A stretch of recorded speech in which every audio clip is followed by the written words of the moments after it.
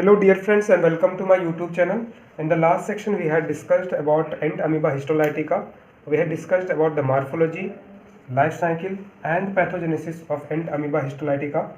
So for those who is watching this video for the first time, I request you please watch the previous video for the better understanding, because in this section we will discuss only the diagnosis part of ant amoeba histolytica. Friends, जो एंट amoeba histolytica की जो infections होती है, मैंने आपको बताया था दो तरह की इन्फेक्शंस या डिजीज़ होती है। एक तो होती है इंटेस्टाइनल अमीबियासिस, दूसरा होती है extra intestinal amoebiasis. Intestinal means the part involve would be mainly the intestines, and extra intestinal lessons में अदर लेसन्स आएंगे जो इंटेस्टाइन के अलावा आएंगे, जैसे लीवर हो गया, किडनी हो गया, ब्रेन हो गया, वो सारे इसमें आएंगे एक्स्ट्रा इंटेस्टाइनल में। लेकिन हम लोग लेबोरेटरी डायग्नोसिस की बात कर रहे हैं, तो यहाँ पे हम लोग मेनली एक्स्ट्रा इंटेस्टाइनल में हम लोग देखेंगे हेपेटिक अमीबियासिस के केस को, कि हेपेटिक अमीबियासिस के केस को हम लोग कैसे डायग्नोसिस करते हैं। तो चलिए सबसे पहले हम लोग स्टडी कर लेते हैं इंटेस्टाइनल अमीबियासिस की, फिर हेपेटिक अमीबियासिस को स्टडी करेंगे। फ्रेंड्स, इंटेस्टाइनल अमीबियासिस मतलब जो लेसन्स होंगे वो इंटेस्टाइन में प्रेजेंट होंगे, और उसकी डायग्नोसिस के लिए हमने यहाँ पे कुछ पॉइंट्स लिख रखे हैं। इसके बेसिस पे ही हम लोग पूरी डायग्नोसिस पढ़ेंगे। तो सबसे पहले इंटेस्टाइनल अमीबियासिस में हम लोग क्या करते हैं, स्टूल एग्जामिनेशन। स्टूल एग्जामिनेशन में क्या है, पेशेंट के स्टूल को कलेक्ट किया जाता है और उसकी स्टडी करते हैं। तो पेशेंट की स्टूल को कलेक्ट करने के बाद में, जो सैंपल है उसको कलेक्ट करने के बाद में हम कैसे एग्जामिनेशन करते हैं, एक तो करते हैं माइक्रोस्कोपिक एग्जामिनेशन। क्या कर सकते हैं, माइक्रोस्कोपिक एग्जामिनेशन। दूसरा क्या कर सकते हैं, हम लोग नेकेड आई से भी इसकी एग्जामिनेशन कर सकते हैं। नेकेड आई मतलब आंखों से हम देख सकते हैं कि स्टूल में क्या प्रेजेंट है, और उसके बेसिस पे हम डायग्नोसिस बना सकते हैं। और अगर नेकेड आई में जो चीज़ें नहीं दिखेंगी, हम माइक्रोस्कोपिक स्टडी भी कर सकते हैं, राइट। तो जो हम लोग स्टूल लेते हैं, उस स्टूल को जो है ना प्रिपरेशन बनाते हैं, स्लाइड में प्रिपेयर करते हैं। और दो प्रोसेस होती है। सबसे पहला प्रोसेस होती है जिसमें हम लोग यूज़ करते हैं नॉर्मल सेलाइन। क्या यूज़ करते हैं, normal saline. Normal saline is used for the examination. अब नॉर्मल सेलाइन हम लोग जब यूज़ करके जो स्लाइड बनाते हैं माइक्रोस्कोपी में देखने के लिए, उसमें हमें क्या मिलता है, तो नॉर्मल सेलाइन की प्रिपरेशन में हमें दिखती है मोटाइल ट्रोपोजोइड्स। ट्रोपोजोइड्स मैंने आपको पहले भी बताया था जब इसकी मॉर्फोलॉजी पढ़ रहे थे। तो एंट अमीबा हिस्टोलाइटिका में जो फॉर्म्स होती हैं क्या क्या होती हैं, एक तो ट्रोपोजोइड्स होते हैं, प्रीसिस्ट होते हैं, एंड फिर सिस्ट फॉर्म होते हैं। तो नॉर्मल सेलाइन में हमें कौन सी स्टेज दिख जाएगी, ट्रोपोजोइड्स दिख जाएगी। और दूसरी हम लोग कर सकते हैं आयोडीन प्रिपरेशन। क्या कर सकते हैं, आयोडीन प्रिपरेशन। आयोडीन प्रिपरेशन में हमें दिखती है कौन सी stage, cyst stage, right guys. Normal saline हम लोग यूज करते हैं to see the motile trophozoites, and iodine preparation is used for the cyst stage. तो स्टूल एग्जामिनेशन में अगर ये हमें ट्रोपोजोइड्स मिलेंगे या सिस्ट स्टेज मिलेंगे, तो हम क्या कह सकते हैं, this is the case of intestinal amoebiasis, right. दूसरा हम लोग क्या कर सकते हैं, स्टूल एंटीजन डिटेक्शन। अब कोई भी एंटीजन या एंटीबॉडी डिटेक्ट करने की जो प्रोसेस है, मेनली हम लोग कौन सा यूज़ करते हैं, वो प्रोसेस जो है आपकी है ELISA, ELISA, enzyme linked immunosorbent assay. ये प्रोसेस जो ये टेक्निक है उसको यूज़ करते हैं स्टूल में अगर कोई भी एंटीजन प्रेजेंट है उसको डिटेक्ट करने के लिए। दूसरा हम करेंगे blood examination. Normal blood count देख सकते हैं, CBC कर सकते हैं हम। तो उसमें हमें क्या दिखेगा, उसमें हमें दिखेगा leukocytosis. Leukocytosis, what is this, leukocytosis is the increased और raised WBC in blood. White blood cell की काउंट इंक्रीज हो जाएगी। देखिए क्या है, intestinal amoebiasis, this is the case of what, this is the case जो इन्फेक्शन हुआ है। इन्फेक्शन के कारण क्या हो रही है, इसको प्रिवेंट करने के लिए वाइट ब्लड सेल्स आएंगे, और ज़्यादा से ज़्यादा वाइट ब्लड सेल आएंगे तो ब्लड में हमें क्या मिलेगा, वाइट ब्लड सेल की काउंट इंक्रीज मिलेगी, and this is known as leukocytosis. Next is the serological test. Serological test serum को टेस्ट करने की टेक्निक है सीरोलॉजिकल टेस्ट, और इसमें जो मेन टेक्निक हम लोग यूज़ करते हैं, सबसे पहली टेक्निक है, एक तो है आपकी IFA, क्या है IFA, दूसरा क्या है IHA। This two technique is used in the serological test, right. IFA का फुल फॉर्म क्या है? दिस इज इनडायरेक्ट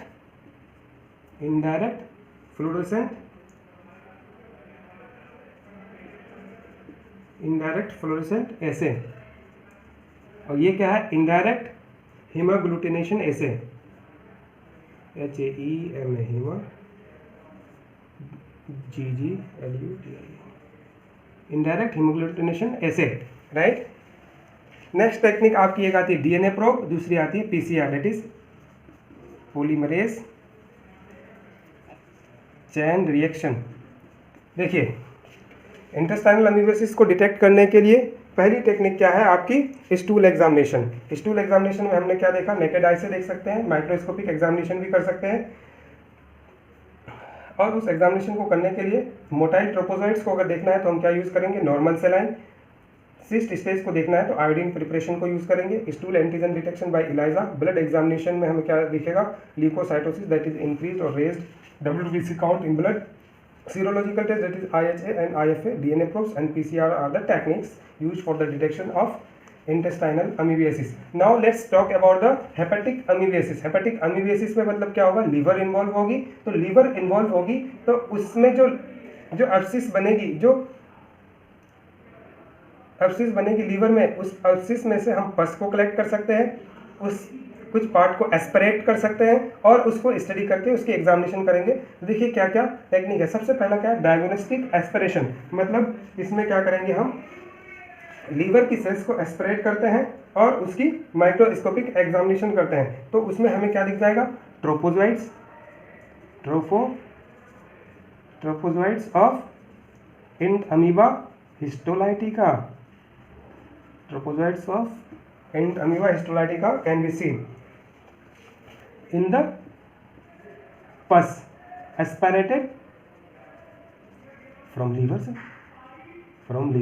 लीवर से जो पस एस्पायरेट किया गया उसमें क्या हमें दिख सकता है? ट्रोपोजोइट्स इन द माइक्रोस्कोपिक एग्जामिनेशन। अब दूसरा कर सकते हैं लीवर की बायोप्सी। लीवर की बायोप्सी में क्या होगा? कुछ पार्ट को हम लोग निकालते हैं जहाँ पे लेसन्स होगी मेनली, और उसको जो है स्टडी करते हैं। तो यहाँ पे भी हमें क्या दिख जाएगी? Trophozoites can be seen. Examination of blood examination यहाँ भी था, ब्लड एग्जामिनेशन यहाँ भी है। दोनों में क्या है? इन्फेक्शन की केस है, मतलब WBC की काउंट इंक्रीज होगी और इसको हम लोग क्या बोलेंगे?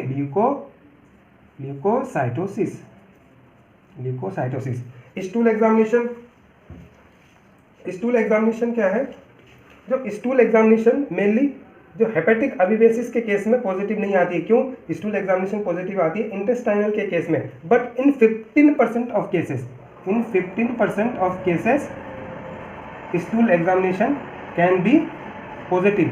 You can ask why the stool examination is positive as this is the case of hepatic amoebiasis, but in some cases of hepatic amoebiasis there might be the involvement of intestinal part.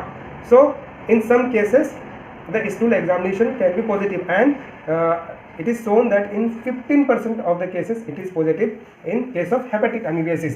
उसके बाद में क्या करेंगे हम लोग? Antibody detection करने का क्या प्रोसेस है? मैंने ऑलरेडी आपको बताया। एक तो यहाँ पे IFA IHA, उसके साथ एक यहाँ पे और बताया था इलाइजा, एंटीजन एंटीबॉडी डिटेक्शन करने का। तो antibody detection can be done by IHA indirect haemagglutination assay, IFA indirect fluorescent assay, और उसके साथ साथ ELISA, that is enzyme linked immunosorbent essay.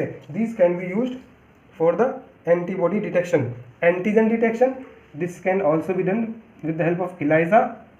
Particular antigen present अगर होगी तो उसको हम डिटेक्ट कर सकते हैं। Polymerase chain reaction, that is PCR, polymerase chain reaction. और रेडियोलॉजिकल मेथड कुछ हो सकते हैं। देखिए, हेपेटिक अमीबेसिस के केस में हेपेटिक एब्सिस बनेगी, तो उस एब्सिस को हम लोग डिमोन्स्ट्रेट कर सकते हैं, डायग्नोसिस कर सकते हैं। कैसे? With the help of USG, ultrasonography, CT scan भी कर सकते हैं, और एक्सरे का यूज़ भी कर सकते हैं। तो USG, CT scan and X ray के यूज़ से हम लोग हेपेटिक एब्सिस को देख सकते हैं और कह सकते हैं this is the case of hepatic amoebiasis, right.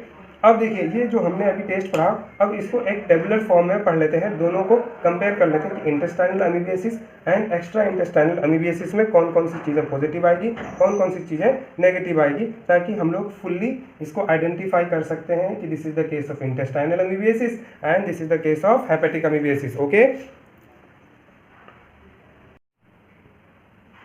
चलिए अब इसको जो है हम लोग एक टेबुलर फॉर्म में पढ़ लेते हैं, ताकि हम लोग दोनों में डिफ्रेंशिएट कर सकते हैं कि intestinal amoebiasis and extra intestinal amoebiasis के केस में कौन सी चीज़ें पॉजिटिव आएगी और कौन सी चीज़ें नेगेटिव आएगी। तो एक तरफ हमने लिखा है diagnostic method, the methods that are used, जो हमने ऑलरेडी मेथड्स पढ़े हैं उन्हीं मेथड्स को यहाँ पे लेंगे, उनमें से कुछ पर्टिकुलर मेथड्स को लेंगे जो intestinal amoebiasis and extra intestinal amoebiasis के केस में हम लोग देख सकते हैं।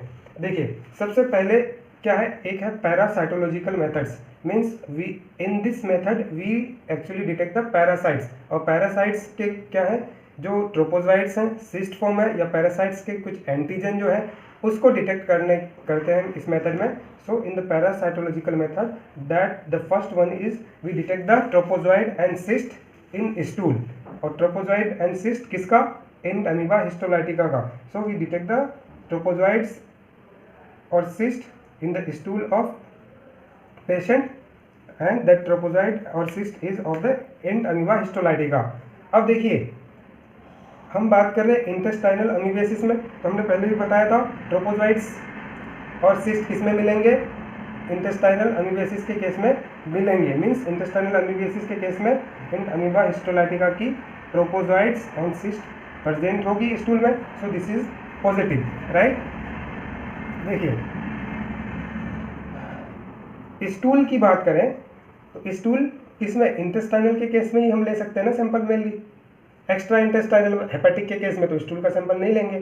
तो उस केस में अगर स्टूल को डिटेक्ट भी करते हैं तो वो पॉजिटिव नहीं आएगी, वो क्या आएगी, नेगेटिव आएगी। क्या आएगी, नेगेटिव आएगी, राइट।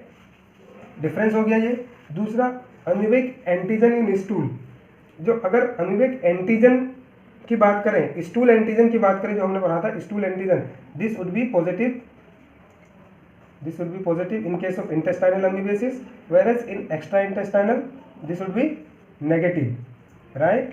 Okay, अब बात करते हैं and amoeba histolytica in liver pus या एस्पायरेशन। अब लीवर पस या एस्पायरेशन, एस्पायरेटेड फ्लूइड या एस्पायरेटेड सेल्स हम लेते हैं किसके केस में, हेपेटिक अमीबियासिस के केस में मेनली, क्योंकि वहां पे लीवर का इन्वॉल्वमेंट था। So that means the in the extra intestinal amoebiasis if we take the liver pus या aspiration that would be positive in case of extra intestinal amoebiasis. Intestinal के case में हम इसको लेते ही नहीं है, राइट।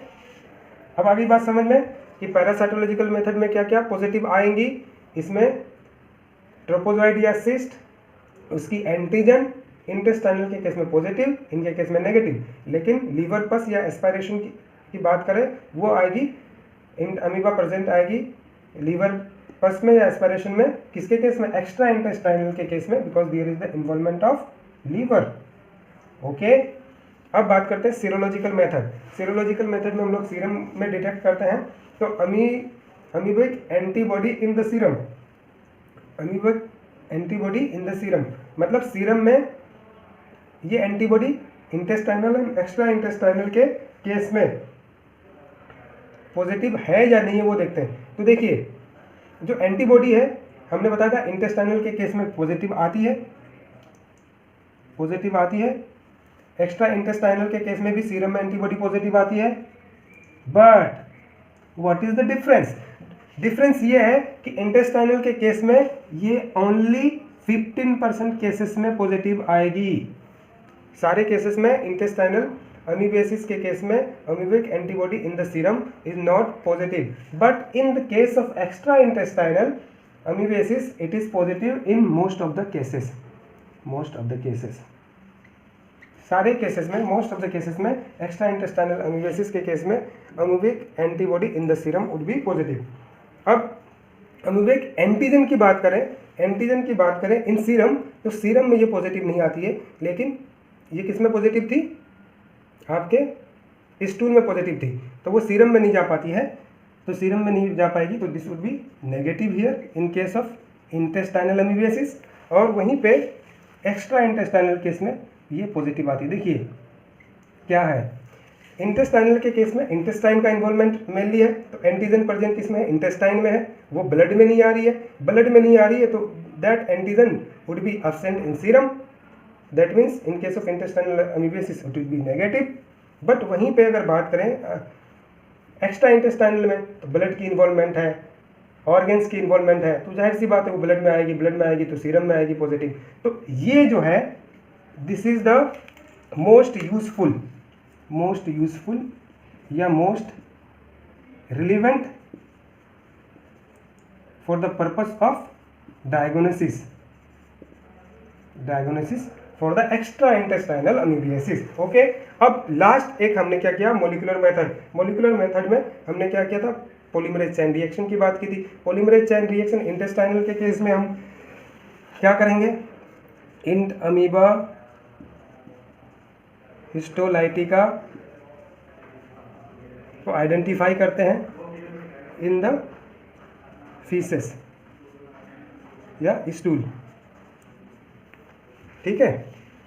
और वहीं पे एक्स्ट्रा इंटेस्टाइनल में हम लोग कहाँ से मेनली लेते हैं, लीवर पस या एस्पायरेशन से लेते हैं और उसको पॉलीमरेज चेन रिएक्शन के द्वारा हम लोग डिटेक्ट कर सकते हैं। So this is all about the diagnosis of intestinal and extra intestinal amoebiasis.